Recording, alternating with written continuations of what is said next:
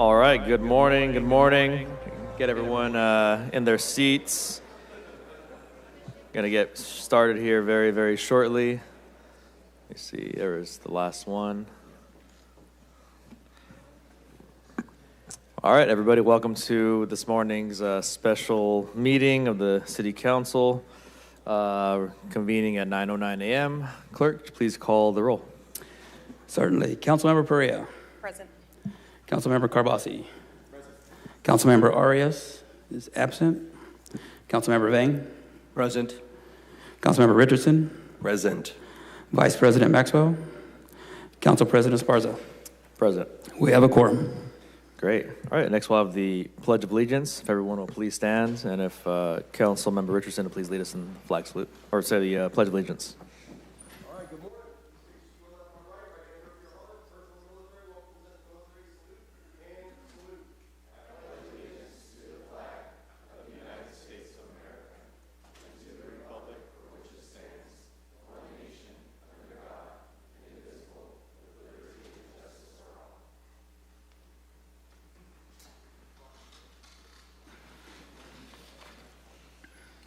All right, we'll go to the approval of the agenda. Clerk, do we have any changes or items removed, anything of that sort? We have no changes for the agenda, just a couple of quick announcements. For today's meeting, we have Spanish and Punjabi translation available through Wordly. Please scan the QR code to access those. And for those joining us via Zoom, we also have ASL and Hmong translations available. Also, a separately noticed special meeting for today at 9 a.m. or thereafter for the closed session file ID number 26-661 regarding consider public employee appointment, Government Code Section 54957B, consider the appointment, employment, evaluation of performance, discipline, or dismissal of a public employee, title City Clerk. And that's all I have, Council President. All right, great. Any other changes from council? I hope not, or else it's not going to be a meeting at all. All right. I'll entertain a motion. All right. First motion by Council Vice President, second by Councilmember Vang. Any opposition to approving the agenda? Seeing none, the agenda is approved. Let's go ahead and get right into it. Where is the mayor? Where's the big man? There he is. Hey, come on down. All right, so we have one item on the open agenda today, workshop presentation of the mayor's proposed budget for this coming fiscal year 27. I'd like to welcome up the mayor. Thank you, Council President, and good morning, Council. I'm not sure where my partner, Councilmember Arias, is, but hopefully he's online or something. So, yesterday I had the opportunity to be able to roll out the budget to the media. And today I hope to do so in a little bit more detail and then allow for opportunity to interact. But it is my honor today to be able to present a balanced fiscal year a fiscal year 2027 proposed budget. As I said yesterday, this budget was built on a lot of creativity and thoughtfulness. It does not require any layoffs in order for us to get to the point of being balanced. But it does assume attrition like we did the last couple of years of 6.18%, which is really our natural vacancy rate in the city. Although some cost-cutting efficiencies were employed throughout the process, it is important to note that their essential services were not negatively impacted in any way. And I am pleased to say that based on the increase in revenues and sound financial management that we operate under here at the city, as well as a healthy reserve, we have a strong financial outlook as long as we continue to live within our means. The proposed FY27 budget is $2.55 billion, which is the largest in our history. Of that, the general fund, the dollars that we generally have discretion over in this body, is $541.8 million, which is 21% of the overall budget for the city. In terms of the enterprise and internal service funds, those always make up the largest pool of our money for the city. That's $1.1 billion, or 44% of our total monies for the city of Fresno. And special revenue make up about $889.9 million, which is, those are funds including Measure C, Measure P, state funds, SB1, et cetera. And so you can see the two largest general fund departments on your screen is the police department, funded at $263.7 million, which is 48.6% of the overall general fund. And then the fire department is funded at $107.6 million, which is 19.9% of the general fund. But collectively, they make up 68.5% of our total general fund. And rightfully so. I think we all believe that public safety is the foundation of local government, and I certainly do as well. I want to show you the budgets by department. The three departments that receive the highest level of special revenue with a percentage of general fund support is Public Works, $466.4 million. Planning Development, $110.7 million. Our Parks Department at $143.2 million. And of that, $49.1 million is new revenue from FY27 for Measure P, and then there's $67.8 million in rollover or carryover for Measure P into parks. Those are monies that have already had projects identified primarily, and the projects haven't been completed yet, or there's a small amount of money that's not designated but can be during this process. The largest enterprise department is the Department of Public Utilities, as one would expect, and those are funded at $490.4 million, and that's through our water, wastewater, and trash removal services. As you recall, during the mid-year presentation in February to the council, we had projected that our budget shortfall into FY27 would be about $23.2 million. And as we all knew, and I think Council President Esparza projected or predicted, that number would grow, as it does every year as we go through the budget bill process. It didn't grow as much as I thought it would. It jumped up about a little over $11 million. And so that deficit grew to about $34.5 million. And that's where it was our starting point in terms of trying to get the budget back in balance. There was a number of factors that drove this increase of $11 million. There were some critical equipment needs in the various departments that needed to be funded, lease agreements and software contracts that we already had contractual arrangements on, insufficient attrition savings in FY26 in certain departments that contributed to the shortfall, some project overruns, one of them being on our City Hall Cafe, the other one on our interactive wall, no fault of anyone's, just quite frankly, inflation. And decision to add an additional HART team, which is a sergeant and 4 officers. Yesterday I said in the media at one point, sergeant and 5 officers. It's actually 4 officers. And those are the only general fund additions within the budget. So no other PCNs are being added to the budget other than those 5. There were also some funds that had to be allocated for the public safety building, fixtures and furnitures. That's both for police and for fire. Those are not bondable. Absorbing the workers' right unit, the prior 2 grants have been depleted, and quite honestly, I think we all hoped that those grants would materialize. They haven't yet, but they may during the course of the year, just like any other date, and it's no fault of anyone's. It's just the fact that we did not have that grant materialize.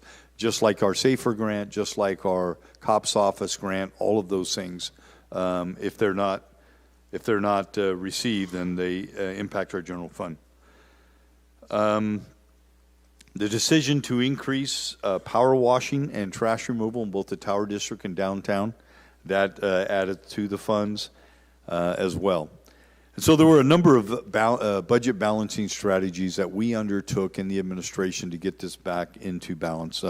Number one was the adjustments in the FY26 carryover that saved us about $10.7 million.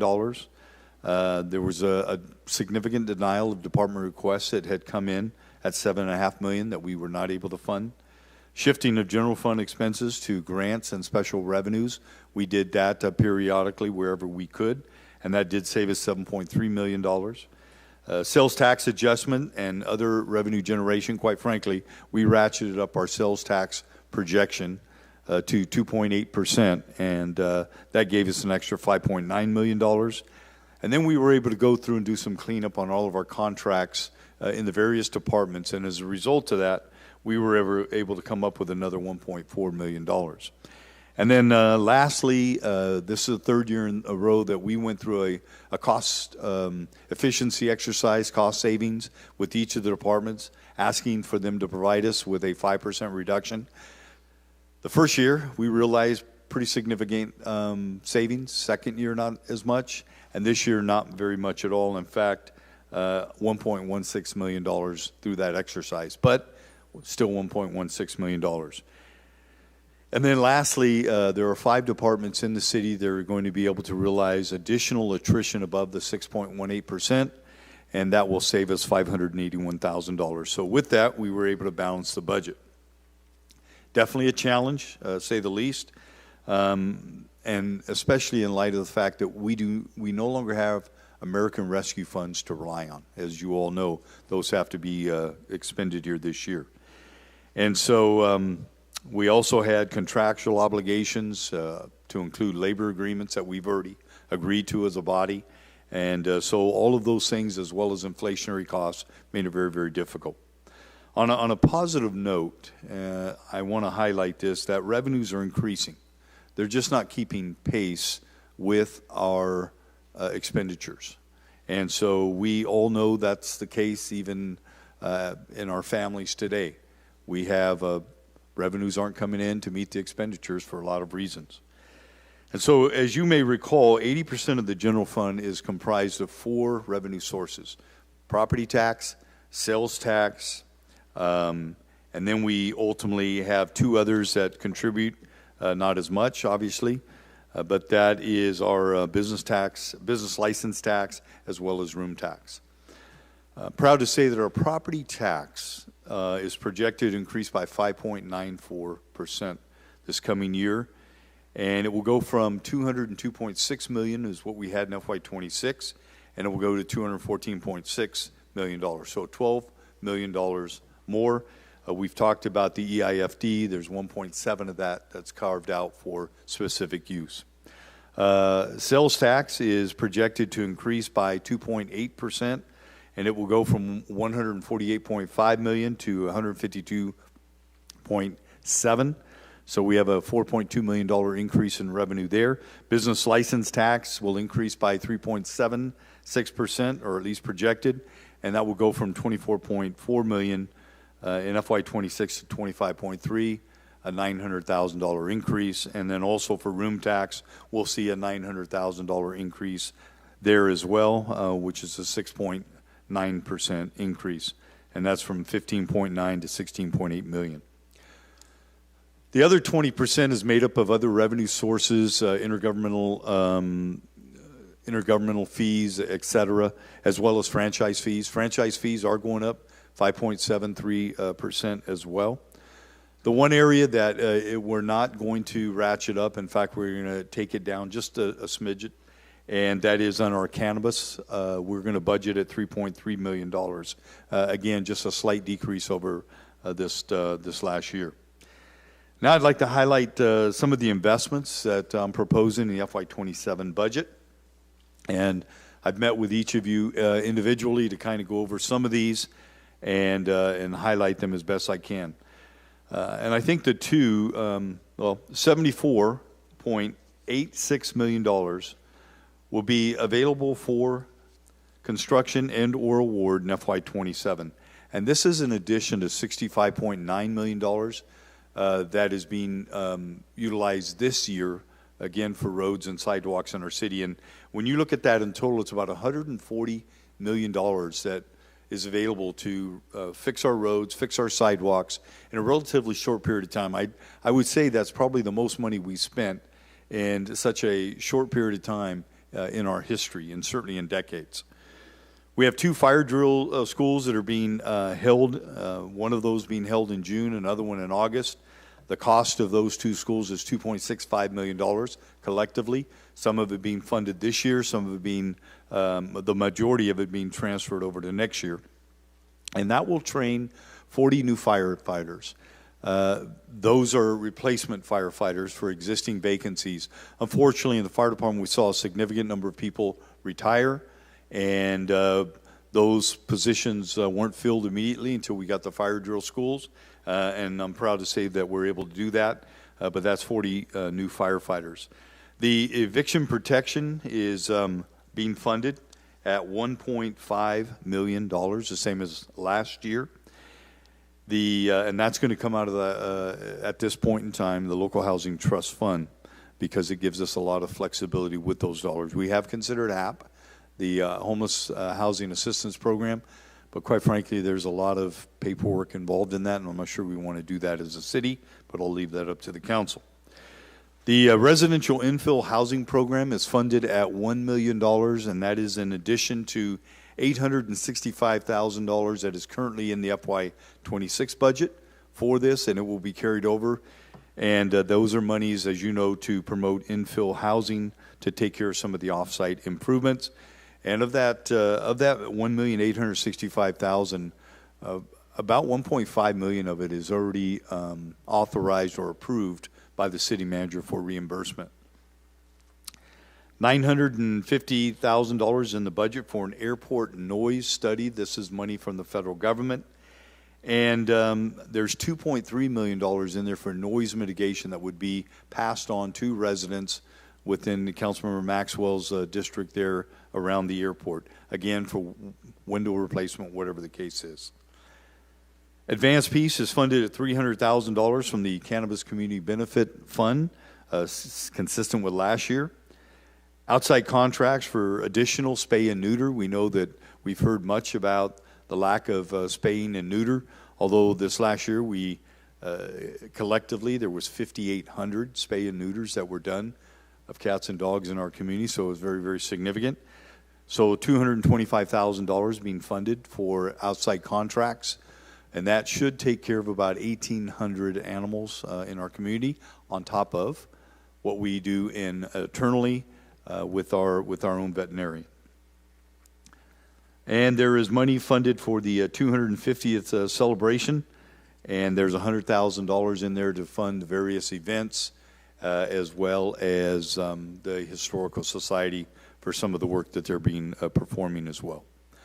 Specific to public safety, and I'll begin with the police department. There is a proposed funding for additional homeless assistance response team. That's 1 sergeant and 4 officers. That will bring their total complement in the department to 935 sworn. That's up from 838 sworn back in FY21, addition of 97 officers in the department. 3 officer positions are rolling off of a COPS grant, which is a federal grant.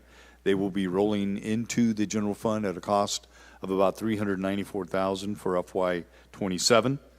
There's equipment and furniture for the new 911 center, which is $109,000. That center will be completed this year. Police technology, to include software renewal and maintenance contracts, are funded at $360,000. Those are generally contracts that we've entered into that escalate or have a escalation clause each year. And the police department will be held to a 6.18% attrition rate. And again, that's a natural vacancy rate for the police department in terms of when an employee retires and somebody gets hired behind them. And then we have tenant improvement costs built into the budget for the police administration building. The design is being finalized now, and we anticipate construction to begin in FY27. Switching over to the fire department, our second arm of the public safety. $2.65 million, as stated earlier, is for 2 drill schools and for the 40 firefighters.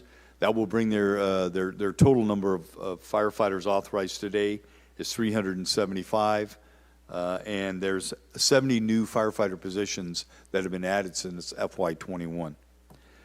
Attrition for the fire department is unique, and the fact that it's only being expected or assumed at 0.81%, and that is only affecting admin positions. And the reason is you cannot hold vacancies in the fire stations, because then you have to backfill for those positions, as you know, and ultimately it's a wash between the money you save from attrition and the money you spend on overtime. 24 safer firefighter positions will be absorbed into the general fund at a cost of $2.97 million in FY27. And so what that means is the safer grants are no longer, they're depleted. All 66 firefighters that we hired through SAFER, both SAFER 1 and SAFER 2, will now be absorbed into the general fund, and that's at a cost of about $11.1 million a year. And I think we all agree that's a worthwhile investment.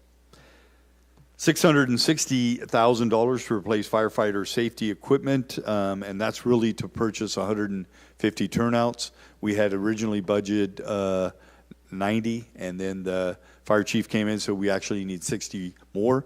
So we funded that in total, $660,000. $200,000 is being funded for minor capital improvements at many of the fire stations. Won't do all of the work, but it will get them significant improvement. $97,000 is funded for iPads. Fire departments transition away from MDTs in their rigs. Going to be replaced by iPads that they can take in and out. And furniture and equipment for Fire Station 12 is budgeted. And then $21 million is being carried over from FY26 to FY27 for the regional fire training facility. Some new initiatives being funded is speed limit signs. Council President Esparza had brought this forward. The signs have been purchased in FY26, and it is our intent to have all of those signs put in place at the school zones in August prior to the new school year. And so that should be accomplished. $500,000 being funded, as I said, for additional power washing and trash removal in both the Tower District and downtown, which are high frequented areas. And as a special note, our trash removal services for the Tower District will be performed in-house by Jim Veros' team. And the savings from that, which is about $240,000, is being transferred over to do power washing, along with an additional $260,000 that we added to the budget. Our cleanup crews, graffiti and freeway cleanup, are fully funded. Our freeways in partnership with Caltrans. There's $698,000 that is committed to that. That's $100,000 from Measure C, $200,000 from Caltrans, $398,000 from Measure P. $550,000 is being funded to continue with Councilmember Maxwell's 1,000 tree initiative. And we also, $553,000 is being added to this year's budget to allow us to return to the 10-year tree trimming cycle. Last year we slipped as a result of inflation. I think you all know back in FY22 we decided to fund tree trimming proactively. We did not have any money funded at that time. We put in $2.8 million at that time. It slipped a little bit last year, went to a 12-year cycle this year. This will bring it back to a 10-year cycle. Total cost, $3.35 million. And then there is over $1.05 billion allocated in this year's budget to 470 capital improvement projects in this budget. And I believe that showcases the city's unprecedented investment in building a better Fresno. And those include, in terms of our park side, or park improvements, as well a result of not just Measure P, but also some of our American Rescue Funds and other funding sources, park impact fees. The development of the Southeast Sports Complex, the first phase in Councilmember Vang's district, will be completed this year. And that will, again, have the first field in our city with synthetic turf. 4.5-acre park in Millburn and Dakota in Councilmember Pereira's district, Dolores Huerta Park, will be completed. 10-acre park in Southwest Fresno and next to our campus. That's the Les Kimber Park will be completed. The large park restrooms rehabilitation project will be done. Rotary East play structure and shade replacement completed. Rotary Park rehabilitation. Our 911 center will be finished this year. The $42 million senior center will break ground this coming month. And the Fire Station 12 will be completed this year, as well as construction beginning on Regional Fire Training Center. In terms of the council budget, I've met with each of you. We fund $300,000 per district in public works for your discretion on district projects. So a total of $2.1 million is once again being placed into the FY27 budget for you.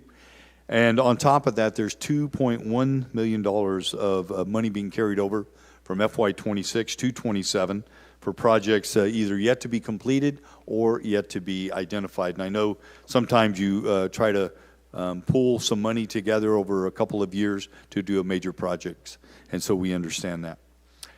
The council operational budgets are fully funded at $875,000 per district, with an additional $50,000 allocated for the Office of the President. And that will fund 53 positions throughout the council, not only the 7 council districts, but what we refer to as the 8th district as well. And that totals $6.125 million, and there is no attrition factored into the council's budgets for operations. And in closing, as I stated, this has been a very, very challenging budget year, as stated earlier, in terms of the lack of American Rescue funds or outside funds to help us balance the budget. Revenues are coming in strong, but unfortunately, we are facing some expenditures that outpace our revenues. And I look forward to the budget hearings that will begin on June 8th, and I know there'll be some budget motions made, and then the final budget on this budget for FY27 I anticipate on June 23rd. And you can see in this budget, even though it's tight, we are able to fund a lot of projects. And part of that has to do with a $100 million Pay More Now initiative. Has to do with Measure P, has to do with SB1, Measure C, and the like. So we've been able to fund a lot of projects in our city. And closing, I want to say thank you. I want to say thank you to my team, Georgianne White, who is city manager, who's not here today. She's at her daughter's graduation out of town. My chief of staff, Kelly Furtado, Ruthie Quinto, the assistant city manager who oversees our budget process, quite frankly. And we also have Nick Messia, our assistant city manager that oversees our public works projects to a large degree and keeps me well informed. TJ Miller, assistant city manager as well. And then Santino Denisi, our controller, could not do it without him. And then the special addition that we started last year was Ed Chinevere, and that we moved that process, the budget office, into the controller's office, proven to be a very, very effective move. Ed Chinevere is a rock star, and we appreciate him and his budget team for all that they do and the long hours they put in. And I also want to say, lastly, I want to say thank you to the department directors and the administration for their creativity, for your hard work, and for your patience during this budget process. We probably had 55, 60 meetings on budget this year, more than we have in the past years, but it was much needed in order to get this budget balance. And I believe this is a budget that will allow us to carry out the vision of building a better Fresno. And with that, I'll open up to any questions you might have. All right. Thanks, Mayor. We have some questions from the council. We have Council Vice President punched up first, followed by Councilmember Carbasi. Good morning, Mayor. Good morning. First of all, thank you to you and your staff. I know this is probably one of, if not the hardest parts of your job, and I know that you take it extremely seriously. Bringing forward a thoughtful budget. I think the process has changed over the years. I've really noticed you've really taken into account the things that the council up here wants to see in their districts incorporated into your budget, which hopefully means less amendments. You never know, but it's always the hope. That's a hope. I appreciate this budget, Mayor, and I appreciate all the staff that contributed the many hours into bringing this proposal to us today. I know you said a couple times during your presentation that the city doesn't have revenue problem, we have a spending problem. We're certainly not making enough money in terms of revenue, but our revenues are coming in pretty strong. Property tax is good. Business taxes are good. Room taxes are good in terms of percentage of increase. I'd like to see our sales tax increase. It's projected at 2.8%. I think if any area, if that was up to around 4.5%, that'd be great. So that's the only area I think that we're lacking is in sales tax. But our expenditures are still continuing to exceed our revenues at this point. I know last year, Mayor, we were facing a $50+ million deficit, and this year it is you were facing a $32 million. 34.5. 34. Yes. How do you explain the $16 million difference between last fiscal year and this year? Well, I believe I would describe it as a structural imbalance when your expenditures are outpacing your revenues. Last year, we took some steps to reduce expenditures. This year, we've taken more steps to reduce expenditures. And it's our hope that we will get that structure back in balance over the next couple of years. I know what the 5-year projection looks like, and it still shows us in the red in FY 28, 29, 30. But we are doing everything we can to reduce those numbers. So I think it's just reducing expenditures as best we can, and also utilizing or taking advantage of our special revenues and our grants, making sure that they're funding many of the things that would have traditionally been hitting our general fund. Given those efficiencies you're building into the ongoing budgets and the fact that our revenues are not as bad as we may have thought at one point, do we expect next year's deficit to be even less than this year? That's our hope, and I believe that if we can manage our budget during the course of the year in terms of our vacancy rates, our expenditures, monitoring our revenue to make sure we're only spending what we have, I do believe that we have a good potential in FY 28 to be much better off. Much of it will be determined by how much money we're able to carry over from 27 to 28. Thank you. Earlier this year, Attorney General Rob Bonta issued a new policy banning blackjack playing across California. We know that's going to have a big financial impact on a lot of smaller California cities. How's it going to impact us here locally? So we factored into our budget a reduction of $400,000 as a result of that potential outcome. And if it doesn't happen, if we're able to keep blackjack at Club One, then we'll have $400,000 there. But we wanted to err on the side of caution and carve out $400,000. And I think also you have in D4 around Granite Park, there's a carve out there as well, a certain percentage. So that's impacted as well slightly. Yeah, there's monies that go back directly to that neighborhood that are going to be impacted. Right? Correct. Do we know when there's going to be a potential judgment on this? I have not heard yet. I don't think any of our folks have heard yet either. Okay. And, the sooner the better. Okay, fair enough. You mentioned $3.3 million revenue for cannabis. Yes. How does that compare to previous years? Well, I think since the inception of dispensaries in our city, initially we had anticipated we would have about 21 dispensaries. And we anticipated, based on some other jurisdictions outside of California, that we would generate about $500,000 per dispensary.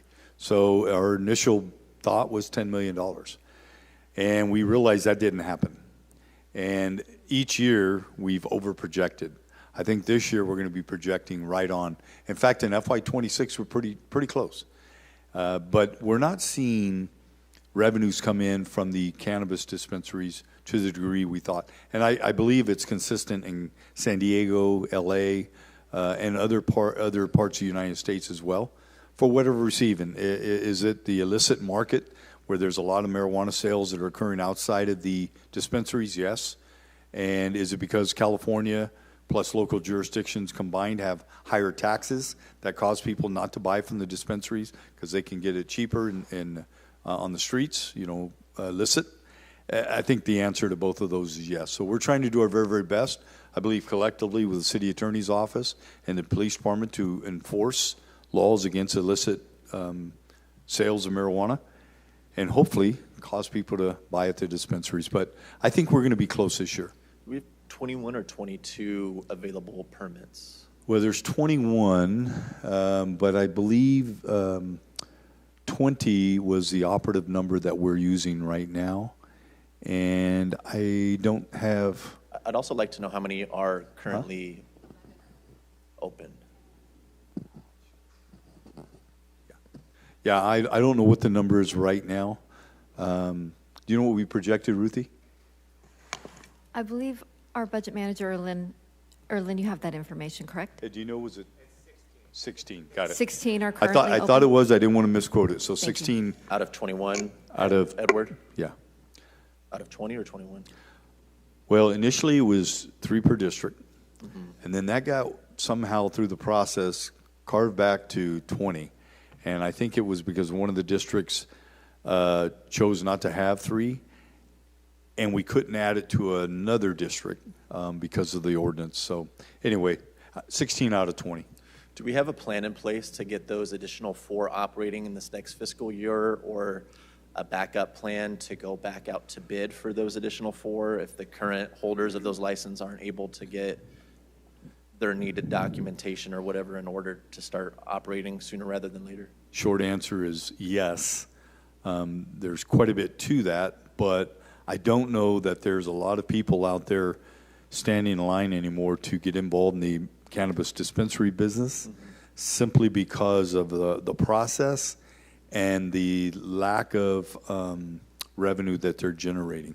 And the question is, are you simply taking, are you sharing one big piece of the pie? Is the pie only so big, and the more dispensaries you have, it simply eats into that? Or do you end up creating more revenue? I don't know the answer to that. But we are going to, certainly, we have an ordinance that allows for 20 or 21, 20 probably. We'll work on the other 4. Are you familiar with the allegations floating around, Mayor, of certain operators acting illicitly by underselling their product and essentially kneecapping some of the other license holders here in town? I have not heard that yet. Okay. Talk to you offline about that. Okay. Okay.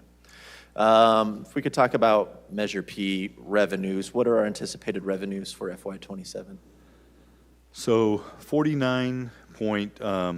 believe it's $49.5 million that's coming in from Measure P. Okay, it's quite high.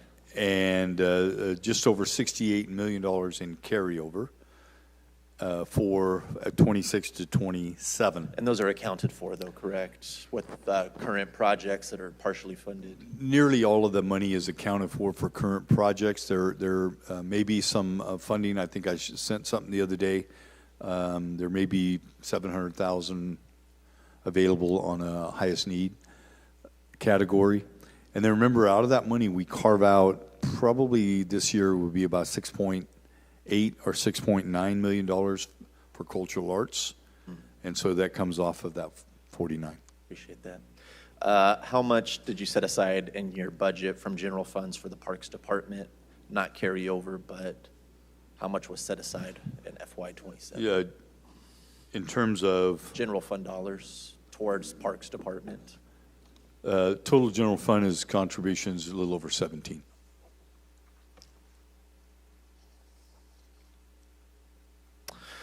Okay, thank you, Mayor. I want to move on to wage theft protection. City Attorney can correct me if I'm wrong. I think you made some comments yesterday to the media and today that we have unmaterialized grant funds. We have what? Unmaterialized grant funds, I believe was the phrase you I used. think that means that simply that we have, the goal was, like many of our grants, is like the first year we applied for the wage theft grant, we got it. Second year we applied and got it. And the hope was that we would get a grant again this third year. It hasn't materialized yet, meaning that it's not that we got rejected, it just hasn't come to fruition. And that's pretty standard in a lot of the departments, where sometimes you don't get the grant, or sometimes you don't get the grant till mid-year. No fault of anybody in the city. It's just the fact that the grants haven't come to fruition yet. That's it. City Attorney, what's the timeline on us finding out whether we'll be eligible or receive those grant dollars from the state? It is my understanding that the state will be providing more information probably in June about grant awards that are upcoming. As of right now, I don't believe that a grant has been released for this next fiscal year. Yeah, and that's a challenge. So what we are funded, and I shared this with you, I believe there's 8 positions, but they're funded at 50%. In hopes that we will get that grant at some point during the course of the year. And if we don't, then we'll have to revisit this at the mid-year. This is very consistent with a lot of the departments, whether it's parks or the police especially, where grants don't get it made available till like October, and yet you start your fiscal year in July, so you can't really count on them. And then if the grant does come in, then when you do get the money, you do an appropriations at that time. I just want you to know, some of the media yesterday construed your statements to mean that we have applied and failed to get those dollars, and I had several folks reaching out to me yesterday, which I think is probably fair, to characterize dollars that we haven't been able to apply for yet as unrealized. Yeah. I think it's probably not the right term. I think we do plan on applying for those dollars, and I think we have a pretty solid track record of receiving those dollars, but I get your point, but I just want to let you know what the understanding by the public and the media was yesterday. Yeah, I learned long ago I can't control what the media says. Eviction protection program, we're not going to be going with HAP. We're going to be going with local housing trust fund dollars. And those are dollars that are essentially set aside from our property transfer tax, correct? Yes, real estate transfer tax. Real estate transfer tax. What special requirements would be tacked on to somebody applying for EPP if we're going to be using those dollars? If we were using EPP or HAP? If we're using local housing trust funds, there's no requirement. So local housing trust fund, somebody applies, goes through the city attorney's office. There's no criteria. There's no criteria for income levels or anything of that nature. It's my understanding if we utilize HAP, we would have to go through the system. What's it called, Kelly? Yeah, HMIS. And then there's a lot of things that they have to fill out. I don't think, personally, I'm not sure you want to go through that. So safe to say there's not going to be any additional requirements for folks wanting to apply for this program? Yes, correct. Same as it is now, consistently. No criteria required. Appreciate that. Thank you, Mayor. Yep. You talked a little bit about contract cleanup as part of the way you close the deficit. Can you talk more about what that looks like? Yeah, there were some open contracts on the books, and that means that there's money that is set aside for these contracts that are still open. They haven't been closed out yet. And so they went through, our staff, our budget office, they went through each and every one of those contracts in every single department in the city. It could have been a contract for technology, could have been a contract for other services, professional services, whatever it was, and they were able to check with the department, are you complete? Are you done with this contract? So what that means is there was money remaining in that allocation for the contract, but it wasn't needed. So we were able to take those funds back. Was there any contract terminations or reduction of scale in our existing contracts to meet that? We did not have to reduce any services or not meet the scope. Okay. Simply clean up. Sure. In this proposed budget, how many general fund dollars are allocated towards debt service?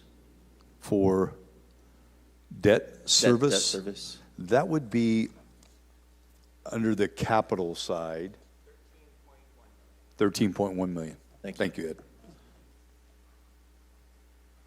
Okay, I just have a couple more questions. These are more revolved around public safety. We talked about having that built-in attrition rate for the police department, just over 6%. How many position authorizations do we have for sworn officers currently? If this budget goes through, currently it's 930. This Okay. budget would take it to 935. And how many funded? 100, well, all of them are funded with the exception of, as part of the anticipated attrition of 6.18%, we back out in every department, plus police, what that equates to, the 6.18%. It's probably somewhere around, for the police department, somewhere around 12 million. So How you're many funded, officers is that? in terms of what the vacancy, so on average, they lose about 6 officers per month. So say 72, 75 officers leave on an annual basis. It's the time it takes to fill those positions, as well as dispatchers, parks rangers, all of them. And that is where we get the, what's your average vacancy rate during the course of the year? Okay, we're going to back that money out. There was a time in our city where we simply fully funded at 100%, knowing there'd be vacancies. And then at some point, there'd be this, A sweep of cost savings. there'd be salary savings. Yeah. And then we either rolled it over into the next budget or we spent that, which creates an issue. If Yeah. you spend salary savings that are intended for salaries for things other than salaries. Given the built-in attrition rate and officers on long-term leave, how many positions do we actually expect to be filled on regular duty in the coming fiscal year? Probably a question that the chief will answer, but I just met with her and asked this question. We average somewhere probably around 70 officers that are on long-term absence. Some of those that are on what's called 4850 time off work, some of those working light duty, but they're not in the field. Right. And so about 70 at any given time. And then in terms of vacancies, they've been, unfortunately, they got upward of about 65-ish vacancies. And now they have back-to-back academies with significant number of people that are going through them. So it is our hope that through the course of this next few academies that they're going to be, they will never be whole. And that's the purpose of the attrition, the vacancy rates. But they will be in a much healthier position. 800 sound accurate? No, I would say they'll be somewhere around, I'll just take the vacancy, leave out the long-term absence. They're going to be somewhere around 875, maybe 890. Thank you. And then from that, back out the long-term absence. So it could be around 825. Could you do that same exercise for our firefighters as well, Mayor? For the firefighters, last I heard, we were at about 45 firefighter vacancies. I couldn't tell you what they have on long-term absence, but we had about 45 firefighters, which is why we accelerated 2 academies, drill schools, to do 20 and 20. I'm going to make sure, Billy, is that pretty accurate? Good. Got the thumbs up. Okay, I might think of more questions later, Mayor. I'm not trying to grill you. I'm just really trying to wrap my head around this. I think it's a good budget. I really do. Yeah. I appreciate it. I don't foresee myself making as many changes as I have in previous years because I know what we're dealing with. I know we got to live within our means, and I think you've done a pretty good job of incorporating some of the asks from my office and my constituents into your proposed budget. So thank you again, Mayor. I may chime in again in a little bit, but I'll hand it over to my colleagues at this time. And I appreciate it. And the one question you asked me, I gave you, you had asked about Veterans Memorial, and I think I gave you the answer on that. Yeah, can you talk about that, Mayor? Yeah, we funded, there was an assessment done of our Veterans Memorial, and from the restrooms to our flooring to riggings to curtain to you name it, there was a lot of neglect in our Veterans Memorial. So we have been trying to chip away every single year at those. This year we have funded $945,900 to do some specific work in our in the Veterans Memorial. So every year we would hope to do that. Now there is specific money in Measure P that is allowed for that.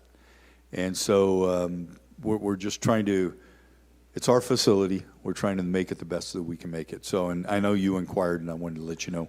I appreciate that, Mayor. I mean, I really think it's a shame. I mean, I know that we have HVAC not working in a lot of the areas, predominantly the foyer. Foyer, right. Which is a large area that a lot of people meet in. But I think we're something to the tune of $10 million of deferred maintenance. Yes. That doesn't even include like additional upgrades we'd like to do. So I believe in the Measure P language, there's only 2 facilities citywide that are called out by name.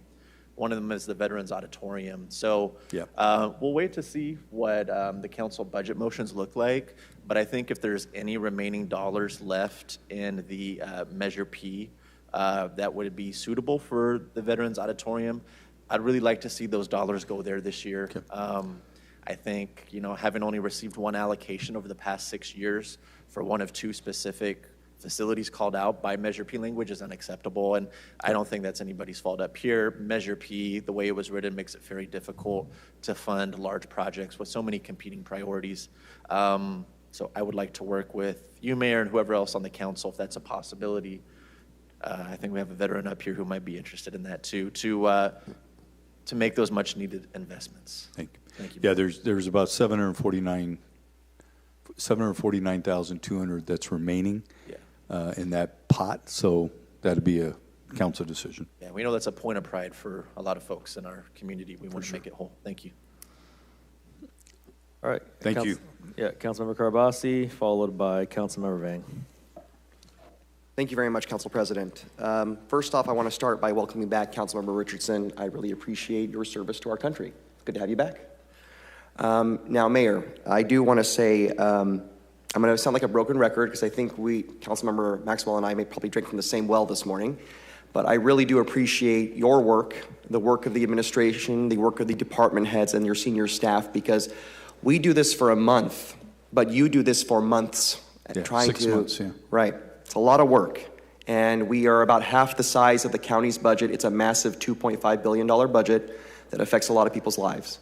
And I think what's really important is you've been able to maintain services, in the case of tree trimming, actually improve service levels back to where we want them to be. I agree with you that it's very difficult to control the media or even expect some media, and the term media has become very loose, to tell the truth. There has been a lot of misinformation about the budget out there. I call it silly season because it's an election year. Yep. And I understand how it works, but at the same time, I think when you run for a seat, it's really important you also do your best to be truthful and honest to the voters. And to say that this city is operating with a deficit is incorrect. Every year, this council and this administration, by law, passes a balanced budget. Part of being up here, half of our job as council members is budget. That means we got to make tough decisions. Right. Now, I know we're going to have a long debate. We're going to go back and forth, but I think that you've really done a good job of bringing us something that we can start with that is a good baseline that, again, maintains services and in some cases enhance services. So I appreciate that. But just to be clear, we are not operating with a deficit. You've presented a balanced budget. Correct. We started with $34.5 million. We've cut expenses, ratcheted up some sales tax revenues to where today you have a balanced $2.55 billion budget. Right. And so here's the thing. So I know in the past you have said, which is correct, we have a spending problem. I think at this point we're past that. Now it's a revenue problem. And that's what I hope we start having a conversation about as policymakers up here. Because we live in an era where every time we want to relocate a major tax producer or open a new business or attract businesses, we're getting sued left and right by certain groups with their own agenda. And it makes it really difficult to create jobs. I mean, whether it's opening a new commercial center or it's a new sports complex or it's building housing. It's so hard because Fresno can't have nice things because we have a lot of haters out there, and it's really tough. Right. Even though we're asking the tough questions, every time we go negotiate a tax sharing agreement with the county and get a better deal, unlike ever before, then they move the goalpost again. And I think it's important for us to be more aggressive about how we grow, because you want to call it the silent majority or the working families out there. Every time they move to Madera, every time they move to Clovis, every time they move to Sanger, all great communities, we lose all that revenue. That's right. They use our services, tear up our roads, and we get nothing out of it. Exactly. And you know, to your point, Councilmember, I think last night was a good illustration. You had the school board vote to oppose Southeast Development Area. Central Unified trustees voted on that a couple of weeks ago. And here's what they voted against. They voted against 1,547 acres of research and development land being opened up for advanced manufacturing jobs in our city. Those are job killers. Job killers. 1,547 acres they voted against. And for the life of me, I can't understand that, because we have 1 in 4 people in our county that live at or below the poverty line. And we're trying to kill jobs, good paying jobs in our city? That makes absolutely no sense. And so what it tells me is a bunch of uninformed people making uninformed decisions about that. It's silly season, but the other side of that coin, what really bothers me is there's also a tremendous amount of growth poised for the West area, neighborhoods west of 99. Yes. So every time someone comes in, because we're not going to build the housing for the workforce, an investor is going to come in and build it. They also build a park. They also build out the roads. They also build out commercial so you can work, live, and play in the area following new standards. Every time someone kills development, they're also hurting the west side too. Yes. So I think we need to start having a conversation about how we grow and start pushing back a little bit more. Yep. So, yeah, boo all you want, but you're not creating jobs. We are. You're fucking wrong. And good luck with that. Well, So, okay. I do want to talk about District 2 a little bit. No, cannabis first, sorry. Hey, Councilmember Carbasi, whoever that was, that's your first warning. Okay, all good. Thank you, Council President. Okay, so cannabis revenue. Yes. Voters have spoken, the council has spoken, it is legal in our community. I think one of the challenges has been the undercutting by the black market. Now, I don't know if this has been made public yet. I think maybe it has, but last week, Council President Esparza and I joined the city attorney and also our senior city attorney, Erica Camarena, out at a location in Fresno where they stopped an operation of 9,000 cannabis plants that was an illegal grow. It was a very interesting operation, but the fine will be $9 million. Now, the reason why that's a big issue, I mean, assuming we can recover the $9 million, but the reason why this is a big issue is it undercuts the legal businesses and the jobs created by that. It undercuts the money that those businesses pay into the benefit fund that supports important programs like Advanced Peace. But it also limits the money we have for other organizations that used to get money from that fund. Right. So I want to give kudos to the city attorney's office. I know our city attorney is currently on official travel representing us. But thank you for your efforts on that. That was a very big deal, and keep it up. I think that's the biggest, for the city of Fresno, our biggest, if you want to elaborate on that, Christina. Yes, that's the biggest cultivation that we have found at this point that we've been able to eradicate, like you said. Yeah, and a really unsafe operation. I mean, they go into electrical panels, and I'm surprised there wasn't a major fire in the area, and it was an area surrounded by other businesses, so good work there. District 2, I want to thank you for continuing to provide investment for Pinedale Community Center. I know that you put that in the budget. We talked about it last year, so I don't have to make a motion. Yes, thank right. you. This one is for the bathrooms. I think the last couple of years we've focused more on programming. Just fixing the area. Now they have requested for years to improve their bathrooms. It is the only community center I think we have north of Bullard, I believe. Is that correct? Yep, north of Bullard in Fresno. So we want to make sure we take care of our folks in Pinedale. Thank you for doing that. And roads, my goodness. A lot of the ongoing projects we're doing, Fig Garden Loop, getting that in 2 phases completely redone and maintained. The Herndon Overpass starting this fall, that's been funded to remove the bottleneck on Herndon from 3 lanes all the way through, so it's no longer 3, 2, 3.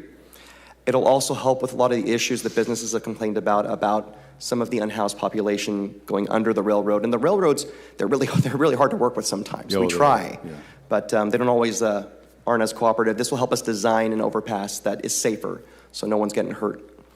And then in partnership with your office and, of course, Councilmember Perea, Shaw Avenue.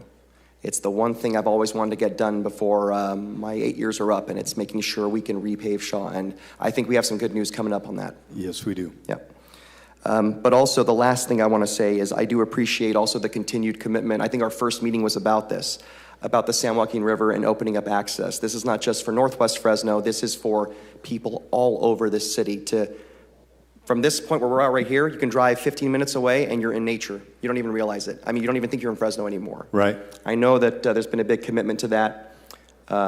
Yesterday at the Conservancy meeting, we were able to vote on the final allocation to fully fund the project that we as a city are going to do the project management on. And we do a great job with that. Yes. So I do appreciate the commitment to breaking ground this year on that. The one thing I will be asking about later is when it comes to the fire department. I do have some questions about some of our special teams like urban search and rescue, hazmat, and other things like that. So you'll be getting an RFI from me or meeting with the fire chief. You guys have always been really transparent and easy to work with. Right. When do you want the RFIs? If we have request information or estimates, do you want that now? I would say as soon as you can get the RFIs to our folks, the better. I think some have already submitted, so sooner the better. Give our staff time to get that information back to you well in advance of June 8th. Okay, thanks. Again, good work. There's a long road ahead, but we're going to work together hopefully and get this done. You're going to have a lot of questions, I'm sure, but I look forward to working together to build a balanced budget that creates more opportunity for all of our residents in this community. Thank you. Appreciate it, Councilman. Thank you. Councilmember Vang, followed by Councilmember Perea.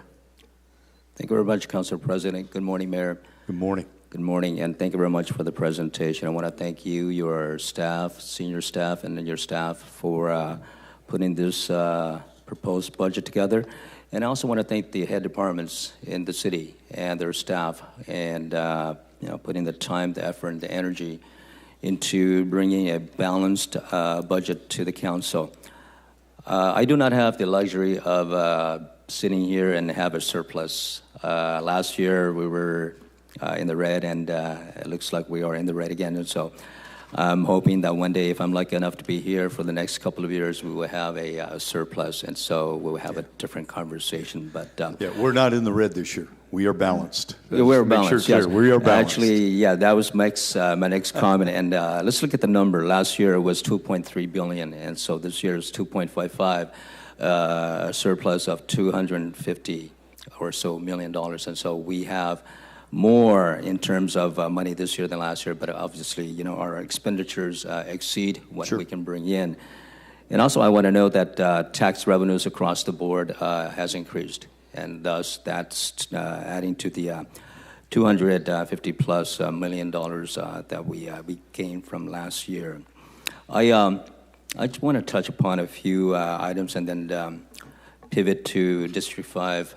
I just wanted to make sure that the public hears this. There's not going to be a loss of public safety in terms of personnel across the board, whether it's sworn police officers or non-police officers, correct? There will not be a loss of personnel throughout the city to include public safety. Mm. So right now, in terms of sworn police officers, we have budgeted for 335 sworn police officers for this fiscal year. Now, we do have... Actually, for police? Yes, for police, just for police. We have in the FY26 budgeted for 35. 930, and then for the proposed, it will be 935 officers. 935, correct. okay. In addition to that, we also have non-sworn personnel working with sworn personnel. Do we have the number? My recollection is that somewhere above 400. Yeah, that's the last number, about 400. Okay. With so dispatchers. I'm sorry, Mayor. Correct. In the police department? yes, in the police department, I'm sorry, yes. Yes, Mayor. It's 399. Yes, sir. 399. Right, okay. Thank you. And so to put the public at ease, I know that the perception is that there has been a lot of scare tactics in terms of what people call smash and grab and swoop in and et cetera. And so when it comes to public safety, that is not going to change how the city does business when it comes to public safety funding. What has been the practice last year when I came on board will continue to be the same moving forward.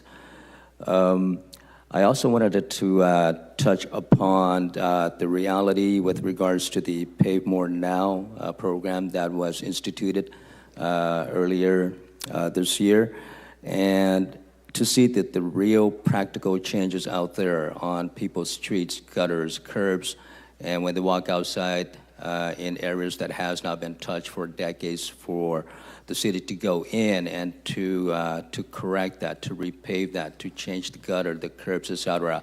That is starting to take place in certain sections of District 5. And I've been out there talking to those residents, and finally they said that the city is paying attention to them. And so thank you very much for your leadership in the Pave More Now program that we started a couple of months ago. And that will continue to, we will continue to use those dollars in the foreseeable months and years. And so that is one real life changing experience that the residents in District 2 are seeing. And so thank you very much for the Pay More Now program. And I'll add to that as a result of some economy of scale projects that we're doing and close proximity of projects to one another, performing a lot of the concrete work and ADA issues in-house, outsourcing the paving, that we're able to, the estimates are coming in cheaper than what we had projected. So we're going to be able to do more projects than we had originally anticipated. So we'll be coming back to you folks for, I think we know what those projects are. We'll be having conversations through the year. Yeah. And I'm sitting here on the dais and having discussions about policies and how to implement those policies is more theoretical. When you see the policies put into action, and you can actually see it with your eyes and feel it, etc. That gives a different perspective. Same thing with the Capital Works project in particular. You mentioned about the 49-acre park. Again, that is coming into a reality. By the end of this year, we will be opening phase 1 of that 3-phase project. And I'm hoping that the conversation around the gymnasium with the Measure P, ARPA, and perhaps grants we can find to put that project into reality. And I think that is going to be the center of that 49-acre sports complex. And so I'm hoping that the city can find means to make that gym a reality. Yeah, in order, just like any of our major capital projects, in order for that gym to be funded, I believe it would have to be through a bond. And as you know, right now, Measure P, you cannot bond against. Right. That may change in the future, but for now, you cannot. Okay. And my last point is I was not here in 2023. This council, when we heard about the Cesar Chavez fiasco with the Cesar Chavez Boulevard and returning the original street names to Kings Canyon, Ventura, California Avenue. There are over 1,600 addresses impacted. Most of those are probably business addresses. And when budget discussion comes around beginning June 8th, I plan on making a motion, dollars to be determined, to offset any expenses of anyone who is doing business along the Kings Canyon, Ventura, California corridor. I know that the last time when the stretch of this street was changed, the council, I believe, budgeted over $1 million, or I think $1 million for any expense relating to this. And very few, if any, just one or two, took advantage of this. 400, wasn't it? It was 100,000 total? Yeah. 1 million was total for the project. 1 million. There was a portion of that for the businesses, and as you know, only one business, for whatever reason, took advantage of it. And but part of that had to do with the fact that the process was probably too onerous. So we will make sure the process is not onerous. And I do know that Councilmember Richardson had dedicated 10,000, and Councilmember Carbasi dedicated 10,000 out of their budgets to offset some of these costs. So if there's more than that, certainly we'll entertain a motion. Right, and the outreach, I think we can do better. Do outreach to the businesses that are being impacted by this name change. Again, at nothing to their doing, but it is, right. Again, it is what it is. And so When budget discussion comes around, I plan to make a motion, a number to determine that's the least that the city can do to help those small business along the routes that are impacted by the name change. And so I'm looking forward to more detailed discussions as we move forward nearing June 8th and finally having a balanced budget by June 23rd. That's all I have, Council President. Thank you. Thank you, Councilman. Thank you. Pardon me if I may, Council President. I just want to make sure there's clarity around the question and answer. There was $1 million that was allocated to be spent, but that included everything. That included all of the street signs, any of the work we Labor. did with Caltrans, our labor, design, et cetera. Of that, the council asked that up to $200 per address, per business and or resident, be reimbursed if they had any expenses.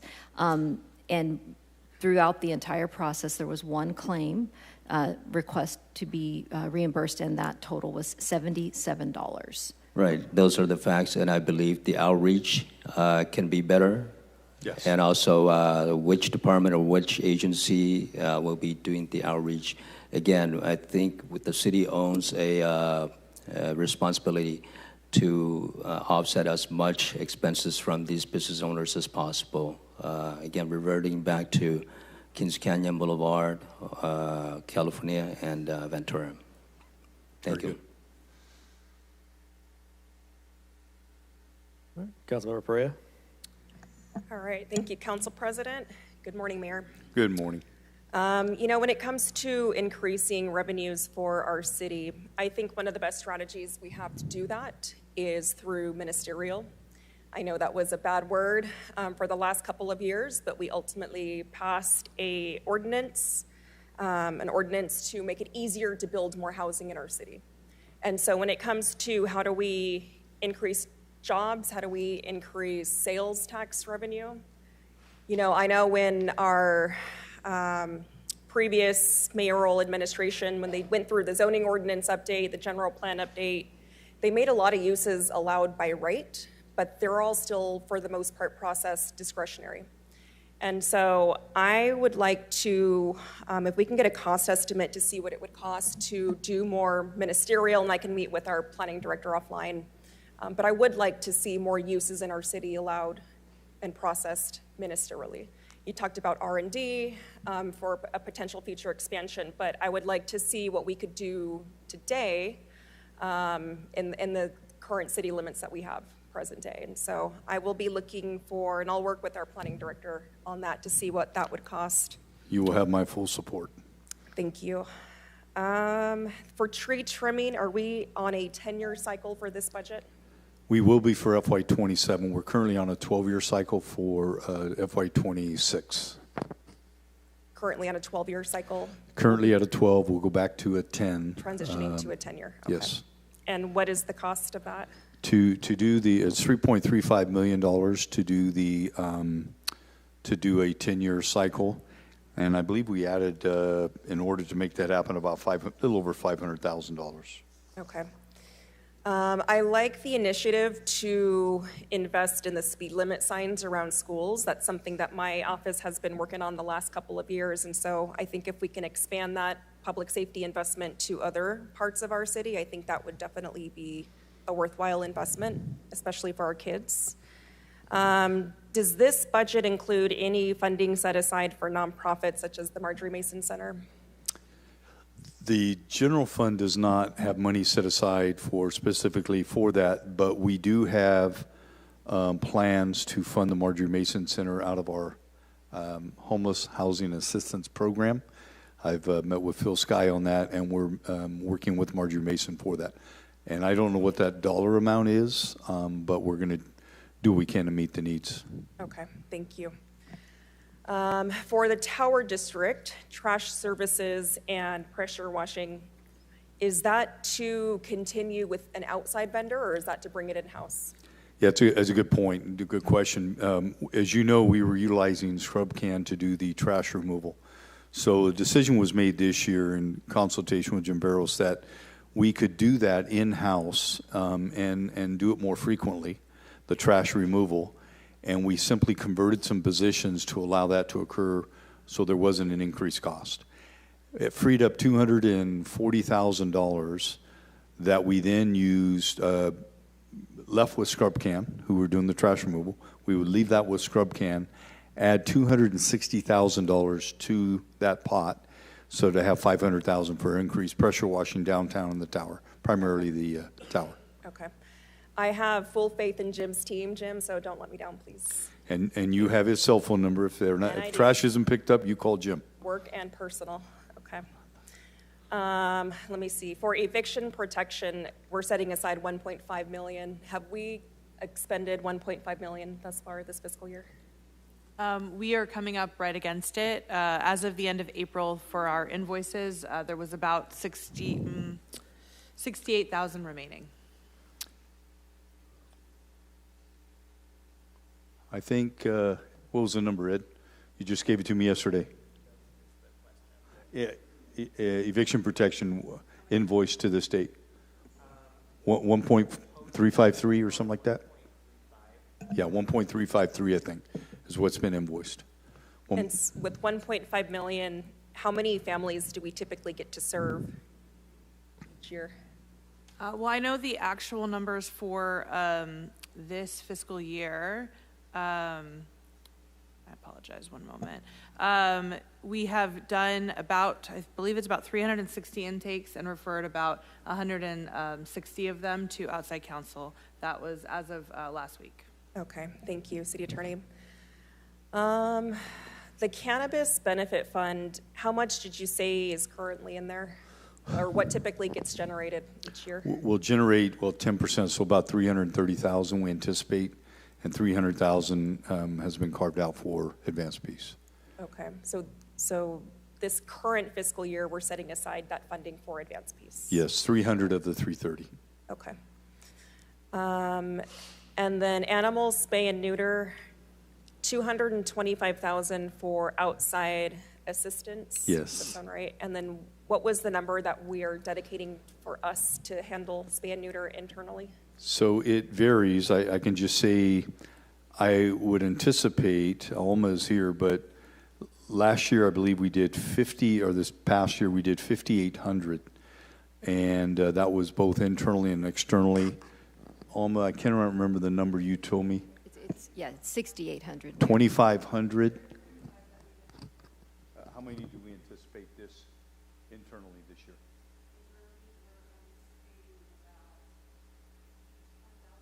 Okay. So internally about 4,000, externally another 1,800, so about 5,800 again. And is that on par with what we typically do each year?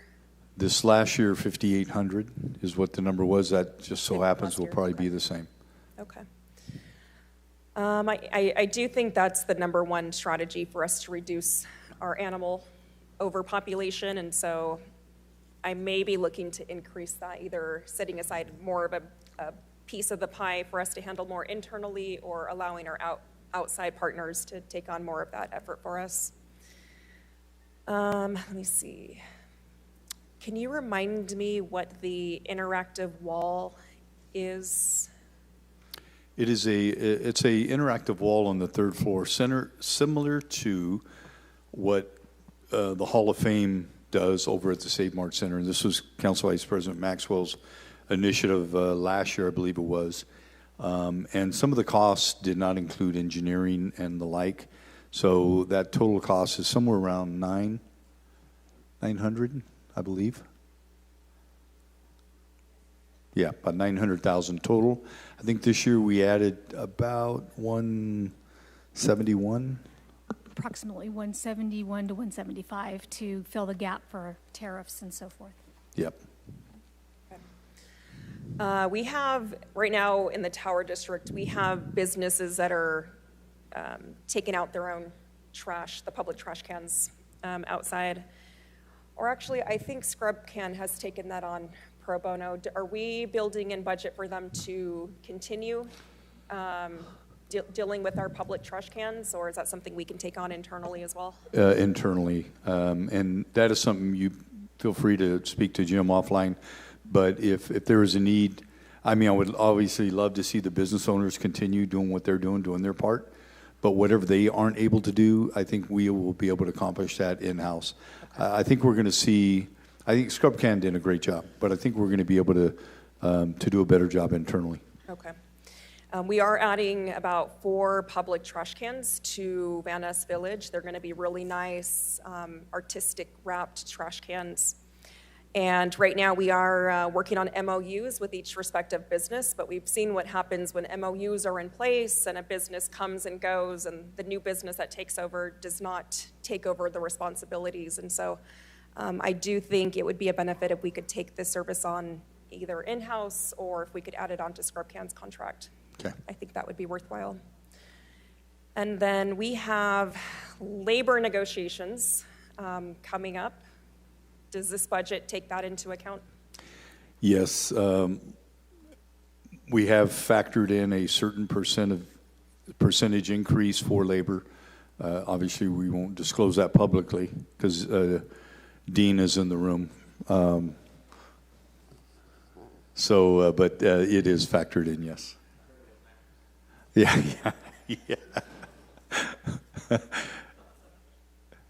Now, that would break the bank. Thank you, Mayor. Last question is in regards to homelessness. Does this budget maintain existing level of service? So does this factor in costs for mobile showers and warming centers, cooling centers? Yes, so all of those are factored in within the budget. So people should not feel any reduction of services at all. In fact, there will be enhanced services in this budget for sure. But all of those things, the mobile showers, the warming center, cooling center, and by the way, there wasn't very much of that this last year. You know, we contract out with the Poverello House to do that. Just wasn't very much. The temperatures didn't get to that level. Okay. As far as this fiscal year goes, you know, in past years, I've made a lot of very heavy-handed motions when it comes to infrastructure projects in my district, but I don't anticipate that for the remainder of this year. My goal for the rest of my term is just to make sure that we're finishing projects that we started a number of years ago. But I may have a motion or two in regards to setting aside some funds for some local nonprofits. Everyone's being hit right now by cuts that are trickling down from the federal level, and so people are just disproportionately hurting more than they typically do. And so I am at the moment meeting with a few groups, and I may have a couple motions just to see if there's anything we can do to set aside some dollars for them. Okay. But beyond that, I just want to thank you and your team. This is a good-looking budget. I think there's a few areas where we can do a little better, but overall, I think this is an incredible start. Thank you, Mayor. Councilmember.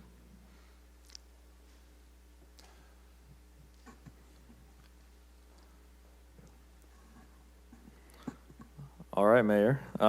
So overall, at first glance, pretty well-rounded budget. It does seem to take into consideration a lot of council priorities. I see things in there where in previous years we've kind of had to fight for and throw motions out that you're smart enough to include and avoid those fights and kind of late night balancing later on. So kudos to you, kudos to the team for making an effort there for sure. And I think that'll certainly not eliminate, but certainly mitigate motions later on. I appreciate you explained how the deficit went up and the ways you took the measures took to balance it. Is there any area of the budget that you feel we're going to see any major service impacts? I don't see any service impacts at all. I do believe people are going to start to feel a better service impact on streets and sidewalks in neighborhoods. We have significant money that's $140 million that's available through this year, next year for those things. So they're going to feel that. They're going to see more trees being trimmed. They're going to see more parks being developed and built. As you know, it takes time to acquire land, develop a park. Those are starting to come to fruition. So I think in the general population, people are going to say, wow, there's an enhanced services throughout our city. And that's what we hope for. I mean, I hope so too. And as you noted, I mean, it's a record-setting budget, but that doesn't mean it's going as far as it used to. And that's what I was alluding to. Yeah. So I mean, that's good to hear. I guess time will tell, but I hope you're right. I hope that people don't feel like we're missing a beat. I do contend still. I know Councilmember Carbasi brought it up. You kind of brought it up. I do contend still that we do have a revenue problem. And I'm not saying that's right now us today. I mean, that's been created over 40, 50 years. We have a future revenue problem for sure. We need to enhance our revenues for sure, today and in the future. Yeah. So I mean, we're doing a lot. I mean, we're doing everything we can. I just, the need is just sort of ever expanding within our city boundaries. So do contend that, right? I want to put that out there. I don't think we have a spending issue. I mean, if anything, we need that revenue because there continues to be need out there in every area. But again, kudos to sort of optimizing the resources that we do have. A few specifics with respect to PD. I wanted to ask about the retail theft grant that we received. It's been a couple years now, a year or two. What's the status of that? How much time is left? How much money is expended? The 935 that we have, how many of those positions are funded right now by the retail theft grant? So 25 positions are funded by the retail theft. There is a portion of those 25 officers, I believe it's 5 officers or a sergeant and 5 officers, that are assigned to our career criminal auto theft team also. And then the remaining 19 or 20 are assigned to the districts for retail theft. Those grants will be expended in FY27 totally. And so we are going to have to come up with a way to absorb those positions next fiscal year. I just had a conversation with the chief this week about perhaps taking a significant percentage of those and converting them into traffic officers for the city, and to be able to retain them in that way. And in that fashion, not only they're going to enhance traffic safety in our city, they'll have increased visibility of officers in our city. And as we all know, we have a red light running problem and a speeding problem in Fresno. To be able to address that, they'll be able to address increased DUI arrest. And with that, they'll be generating some revenue to pay for themselves. So maybe we're trying to lessen the impact on the general fund, but that's a plan we're planning to hit for FY28. Yeah, you were talking about roll-offs. That's where that sort of line of conversation led me. I was like, well, those got to be rolling off pretty soon. Not this fiscal year, but we're pretty much done after this fiscal year with those 25. 100%. And we had 12 officers funded by cops that rolled off as well. The difference with cops is that those were only funded really at about 30% of the salary. So we already had 70%. But with the retail organized theft, those are funded at 100%. Pretty much, just like our SAFER grants are funded like at 100%, minus the drill schools.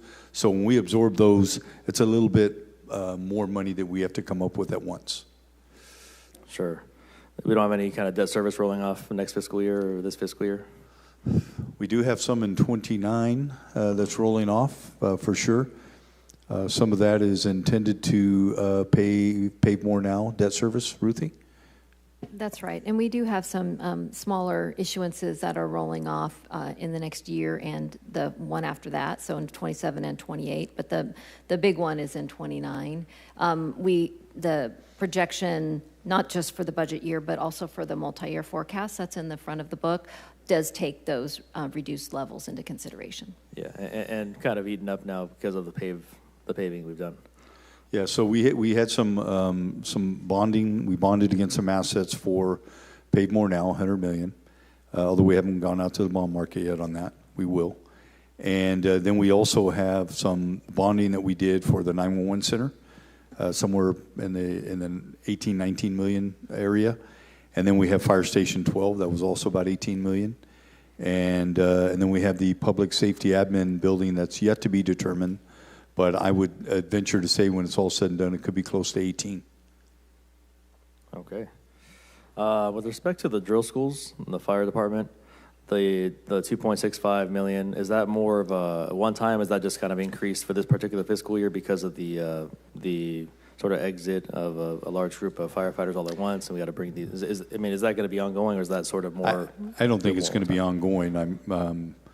The chief can speak to it when he gets up next during the presentation. But we had kind of an aberration in terms of the number of firefighters that left this last year, higher than we've seen, and it's just because there was I think you saw a large number of firefighters come on at one point in time.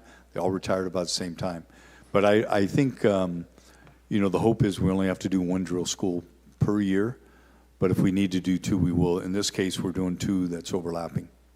And part of that money is also their salary, right, for those people that are in the academy at that time. Sure, yeah. Plus instructors, order back for instructors, all those things. Just the way it shook out this year. Yes. Okay. Well, hey, we got to do what we got to do.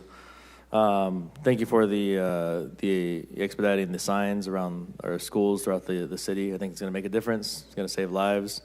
I like the idea of this. It'll be implemented very soon, possibly with the increased traffic unit. And I'm sure you read in the media about Councilmember Perea and I taking a look at some additional traffic safety measures potentially forthcoming. It's going to be a busy 6 months after we get this budget done. Yeah, I think the technology has evolved to where it's much better than it used to be, obviously. I remember when we tested those red light cameras a long time ago. Gary Bredefield actually brought them forth. And the technology wasn't to the degree it needed to be. And then the laws changed subsequent to that. But people got very, very smart in Fresno. They drove around with their visors down. And if you couldn't identify the driver, you couldn't issue a citation. So it's changed now.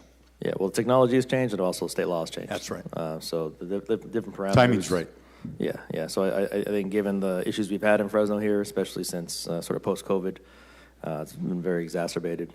But overall, I'll save the bulk of my questions for the hearings. Overall, pretty sound budget. There's always going to be the additional kind of wants from us on our end. We've got to represent our respective constituents. I know they're all your residents as well. But I'm sure that you'll see some motions coming this way from the council. But nothing personal. We're just representing our people. Oh, I know. And I want you to know, I generally don't plug in nonprofits. I generally know that council members are probably going to be interacting with nonprofits. And really the only one that we did was the Historical Society, and that was because of the 250th celebration. But that's really the only one. And I do want to apologize. If there was any conveyance of a message yesterday that was negative on the city attorney's office, it wasn't intended to be that. I was just trying to state facts, and maybe I could have stated them better. So with that, I appreciate it. I look forward to budget motions and getting a final budget June 23rd. Yes, sir. Budget season is now commenced. So welcome. Okay. Welcome back, Nick. Thank you, guys, all of you. Thank you. All right, Mayor. So you're excused, Mayor. If you want to stick around, we're going to do public comment now. So I've got some yellow cards that are here. I'll read these off first. If you would like to speak, appreciate filling out a yellow card and dropping it in the basket or handing it to the clerk down here. But I'll call you folks up, and we have 3 minutes here for unscheduled communication. So the first card I have is for Brandy N.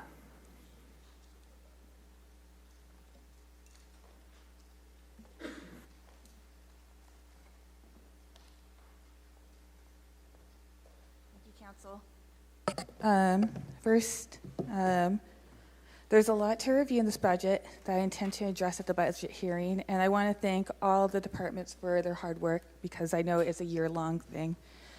I want to note that I don't appreciate the disrespect to those who oppose SETA, who are well-informed. I want to call for the City Council to allow the one-time grant funding positions for the police department to lapse when the grant expires in December, and instead go to our community-based services. I am very glad that the EPP and Advanced Peace is included, as well as increases in outdoor facilities and resources, and ask that EPP and Advanced Peace that there be increased funding to increase public safety and well-being. Regarding the proposed addition to HART team and personnel, to better serve our community, the council should remove funding from HART Police, not increase funding, and should reject any additions, not just for reasonable financial reasons, as we have a deficit and that money takes away from other needs you may identify. We as a city should be ashamed of what we have allowed HART to do on our community members. Heart Police neither help our city nor our house, who are not a problem or a project, but constituents. And yes, Heart Team Heart has all the other homeless services that are doing work under that name, but you still have a team of police that go against municipal codes, goes against the work of continual care, and goes against the principles and assertion of dignity and compassion that Dyer proudly prints in his budget. When you talk about cleanup, so many of our folks have pointed out that stuff has been left behind when their stuff has been taken, trash. Conversely, I observed this year that you have a team that goes out and cleans around the camps, and they say that people come and join them. That is an option. Some of the stuff that is taken away can never be replaced. Someone responded to the funding thing last night by saying that her client's mother's ashes were thrown away, and I've heard so many stories. Never mind the essentials like medication, ID cards, phones. If your goal is to get people off the streets, this is actually slowing down the process. If your aim is tough luck to force people to do what they need to do, which is what I've heard from some council members, you can't bully people into housing, which is what Heart Team does. But you also don't need a motivator because people want housing, and homeless services have told you that. Bullying is an impediment. It's like kicking down an injured person that you're telling to try to get to a place that other people are going to. It increases safety issues. We lost 2 people this week, and California Homeless Youth Project states that as a result of camping bans and suite, unhoused people are being forced to move further away from well-lit, safer places by resources they need and forcing them to stay in unsafe locations that put them at risk of harm. Regarding solutions, there are many, but we need to center listening to those with lived experience. We need to ensure that women are never turned away from Marjorie Mason Center. We need to have... All right. Thank you, Randy. Next speaker is going to be Ariana, 1 word.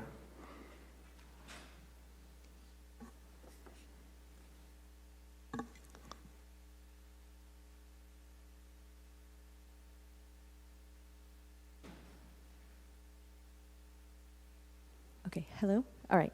Hi, good morning, City Council. Thank you, all the departments, for working on this budget. There's some things I see in here that I really like the Southeast Fresno Sports Complex, the parks, especially the senior center. I'm really excited to see that. I'm proud to be from Fresno. I was born and raised here. What I'm not proud about is the Heart Team. I just don't think that that's solving the problem that we have, and I'm concerned that we're not exploring the things that would address those issues and that are evidence-based practices for saving money. So I want to give a couple examples. Sometimes there's this myth that it's too expensive to fund housing over policing, but it costs at least $20,000 less per person for housing first models than this jailing model we have. Studies from the American Medical Association explored how downtown emergency services in different metropolitan areas using a housing first model helped reduce experiences of severe alcohol use and varied mental health diagnosis. And this cost $2,500 less per month per person. So when we're thinking about the actual cost of the services that we're providing, we're not investing in the infrastructure that's going to resolve the problem. And I hear that there's small business owners that are also saying, we need solutions, that they originally wanted something and this isn't working either. They're not happy about the direction this is going.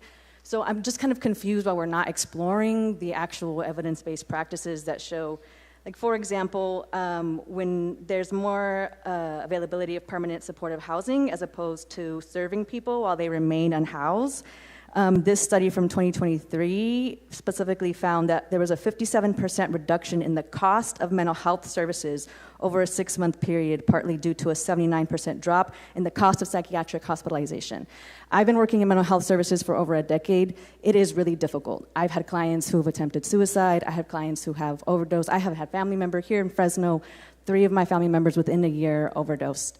So this is an issue that we've been facing for a really long time, and I'm so embarrassed that we're gonna have a second Heart Team, and we don't have the actual infrastructure and resources for wraparound services to make sure that we're not just pushing people around in our neighborhood. So I'm really hopeful that City Council will be open to meeting with people who maybe have a different philosophical approach to these issues than you do, but we're looking at the actual data and not just relying on like how it feels. I know it feels good for a lot of people to see cops everywhere, but that is not true for every person in the city. It's not actually solving the problem. So I really hope this budget season we could come to a place where we're redirecting our attention to actually serving the people who are hurting and not just arresting them and hoping that there's some sort of magic housing that appears for them.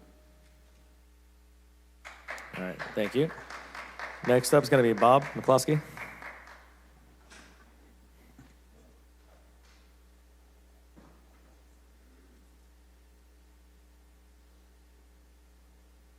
Hi, thank you for the opportunity to address you. With the Fresno Community Alliance and the Fresno Homeless Union, it would be prudent to address housing and homelessness in a logistical and logical fashion, as the previous speaker mentioned. I just wanted to bring up one specific issue at this time. You know, I do appreciate funding and all the other departments you're funding, but again, the 48.6% of the general fund is going to the police. I did the math. You know, people need to know how much it's costing. Okay, $307,923,700. That works out to $484,919 a day, $20,205 an hour, $336 a minute. If you look at the clearance rate for your non-violent crimes, they're not being cleared very quickly. A lot of money is being wasted on prosecuting this no camping ordinance. Last time I checked, there were over 1,700 ordinance. By this time, there's probably ordinance violations. I think there was something like 800 some arrests, 900 citations. I got that information from the police department through an information request. Out of all those cases, charges have only been filed in 130 cases, and most are settled with plea deals. 3 were lost in trials. The HARD team has been charged in the past as being abusive. There's currently 3 lawsuits against HARD team members for false arrest and other charges. This ordinance has been very costly. The HARD team is very ineffective. They don't interact with unhoused folks. They abuse them. Let's face it. Let's call it what it is. Some of them are getting away with it. Some of them are okay, but many of them are abusive. So given all that, you know, people have seen out there, and I appreciate the fact you're funding the mobile showers and other aspects that assist homeless people, we need to not add additional harassment, violence. This is very disruptive. All research shows this is so disruptive to unhoused folks. First, losing their identity papers, their medical appointments. It really creates a logjam for people. Thank you, Bob. So next, we're going to have Alfred Alderete.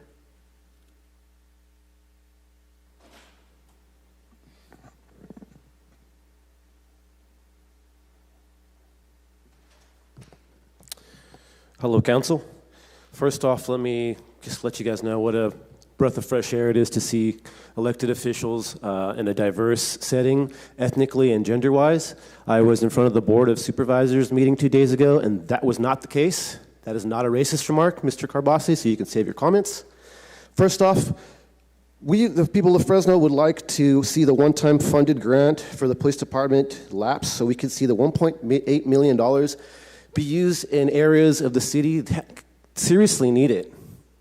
Public areas, we're talking about just many, many things. One of the things that's funny, I didn't hear the mayor talked about was a great way to save $1.6 million, which would be ending the contract with flock cameras through the city of Fresno.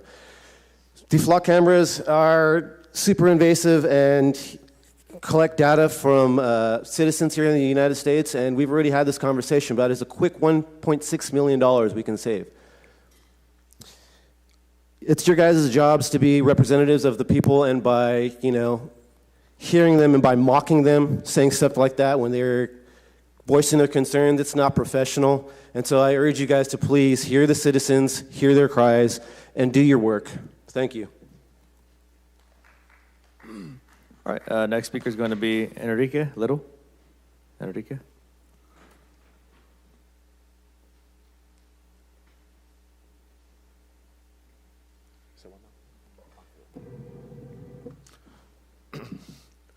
Good morning, Council. I'm going to keep things relatively short. I've been here before. I've spoken about the Heart Team. You guys know how I feel about the Heart Team.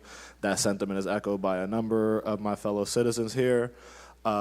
We don't need a first Heart Team, and we sure don't need a second Heart Team, especially if you guys are going to, I know it's not your guys' decision, but especially if they're going to be filled with goons like Rocha and Khan, who are on the team, who regularly harass and abuse houseless people, including an incident where a houseless person's pet was put into the back of a garbage truck, and that was treated very callously. As Mr. McCloskey cited earlier, we are paying for 150 cops that aren't there. I feel like that is an expenditure that could easily be done away with, if not reduced. Carbasi said that Fresno can't have nice things because we have a lot of haters. I prefer to think of it as critical thinking, personally. It was said here that voting against SEDA kills jobs. But you know what else kills jobs is AI data centers, which I understand that a good portion of the SEDA development is going to be dedicated to. Yeah, that's... I've basically want to echo everyone else's sentiments here, as well as Alfred with the flock cameras. The Heart Team is the main thing that sticks out to me as a very big disappointment. Like I said, we don't need the first one, and we sure don't need the second one. As I'm sorry, I don't know your name, whoever spoke first, but it's been demonstrably not effective when compared to other methods, and just serves to sweep things under the rug, which we all know doesn't really clean anything. Thank you very much. All right, next speaker is going to be Des Martinez. And again, if you would like to speak, I'd appreciate you filling out a yellow card and bringing it up to the clerk.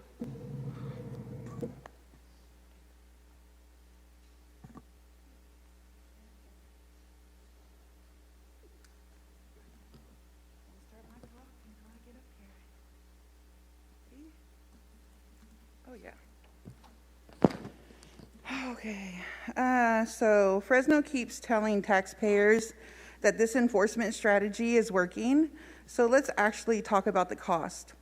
When the city responds to an encampment, they don't involve one employee. They involve multiple employees, multiple police officers, multiple code enforcement officers, multiple sanitation workers, paddy wagon, transport vehicles, booking staff, city attorneys, and court administration.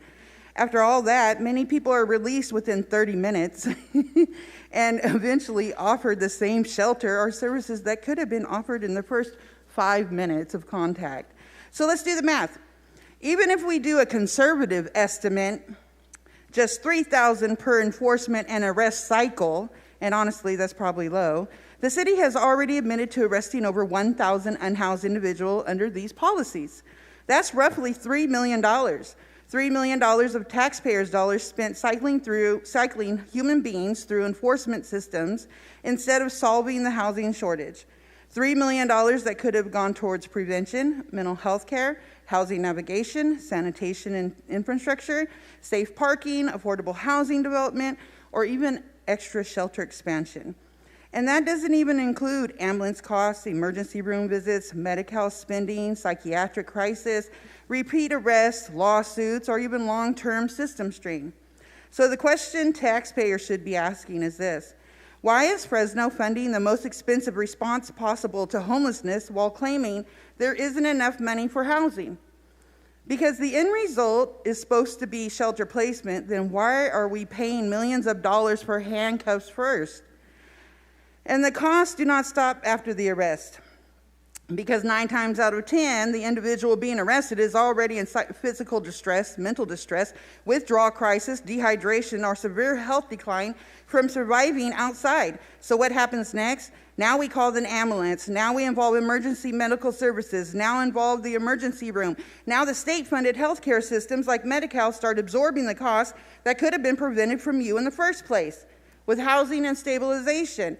And while that individual sits in a hospital bed, often because they were living outside with nowhere to go, the city now has officers standing guard at the hospital for hours. Think about that. Taxpayers are paying police officers to babysit us at the hospital beds because we didn't have nowhere to go.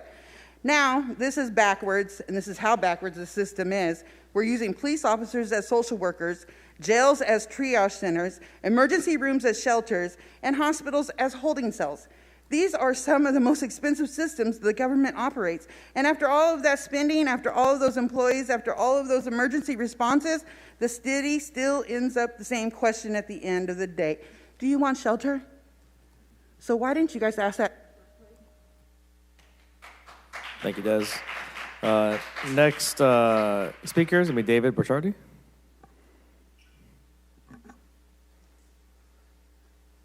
Hi, my name is David Borchardt. I'd like to thank you for the second homeless assistance program team. I think that's a very good idea.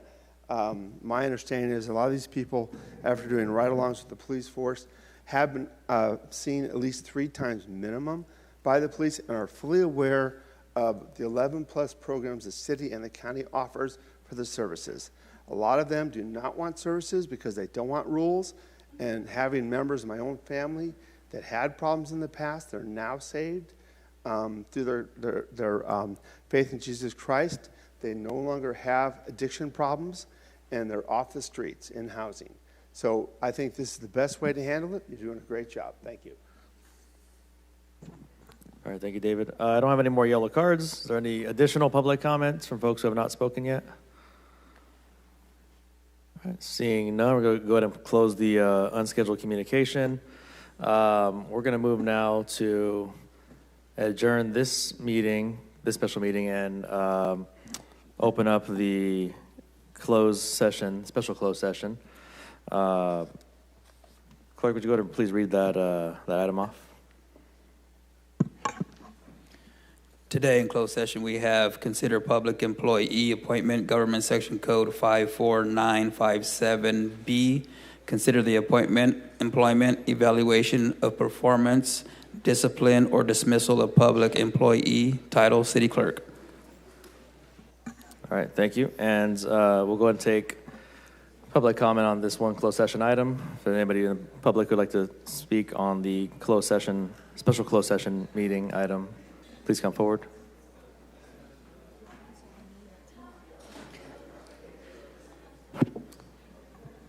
Okay, all right.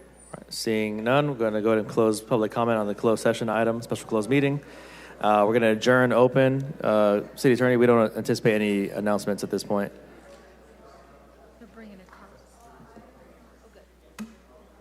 My prepared comments say that we may expect to have reportable items, but Okay. I would defer to the council on that. I defer to you then. Okay. All right, we're going to adjourn the open session. Thank you.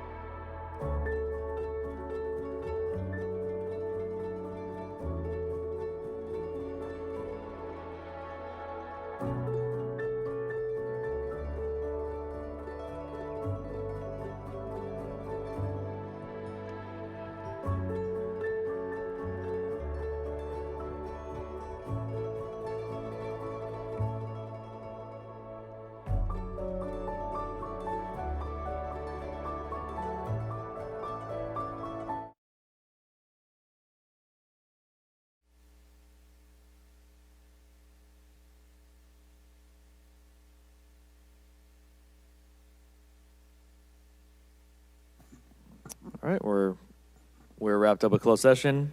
Meeting adjourned.